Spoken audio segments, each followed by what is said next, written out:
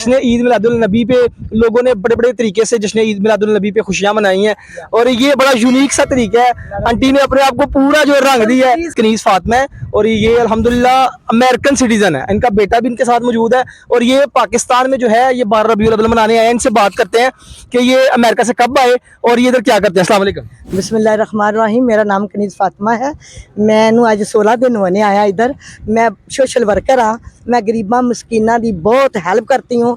मैं 2 बोर करवाए ने आके और मैं आगे भी जाना है इंशाल्लाह। मैं उम्रे पे भी जा रही हूँ। अच्छा। मैं ज़ियारतों भी जा रही हूँ। अच्छा। यकीन करें ये बड़ी ज्यादती है। क्या मेरा इंटरव्यू कर रहे हैं ऐसे?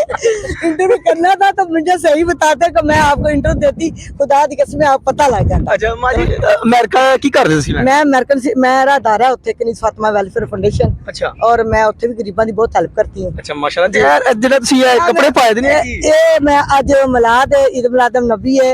अज ईद गदीर है। साडे नबी पाक सल्लल्लाहु अलैहि वसल्लम दा अज पैदाइश दा दिन है ते ओदी खुशी विच मैं मेरी फैमिली भी जा रही है। जश्न नबी दा जेड़ा मिलाद है यह मनाना चाहिए। हर मुसलमान नूं मनाना चाहिए क्योंकि असी हजूर दे पहलुकार हाँ। असी मुसलमान अल्हम्दुलिल्लाह हजूर दी शान दे विच असी यकीन करो कि इन्ने को पागल हाँ कि तुसी सोच नहीं सकदे।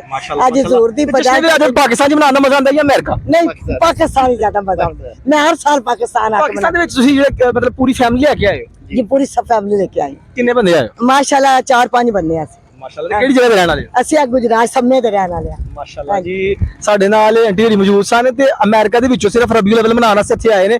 ਮਾਸ਼ਾਅੱਲਾ ਆਪਣੀ ਪੂਰੀ ਫੈਮਿਲੀ ਦੇ ਨਾਲ ਤੇ ਇਹਨਾਂ ਦੀ ਤੁਸੀਂ ਰੰਗਤ ਵੇਖਦੇ ਪਿਓ ਰਬੀਉਲ ਅਵਲ ਦੇ ਰੰਗ ਦੇ ਵਿੱਚ ਰੰਗੇ ਗਏ ਨੇ। ਅਲਹਮਦੁਲਿल्लाह ਅਲਹਮਦੁਲਿल्लाह ਅੱਲਾਹ ਤਾਲਾ ਇਹਨਾਂ ਨੂੰ ਮਜ਼ੀਦ ਬਰਕਤ ਦੇ ਇਹਨਾਂ ਦੀ ਉਮਰ ਦੇ ਵਿੱਚ ਇਹਨਾਂ ਦੇ ਕੰਮ ਦੇ ਵਿੱਚ ਇਹਨਾਂ ਦੇ ਕੰਮ ਦੇ ਵਿੱਚ ਬਰਕਤ ਪਾਏ। ਇਨਸ਼ਾਅੱਲਾ ਫਿਰ ਤੁਹਾਡਾ ਮੁਲਾਕਾਤ ਹੋਏਗੀ। ਅੱਲਾਹ ਹਾਫਿਜ਼।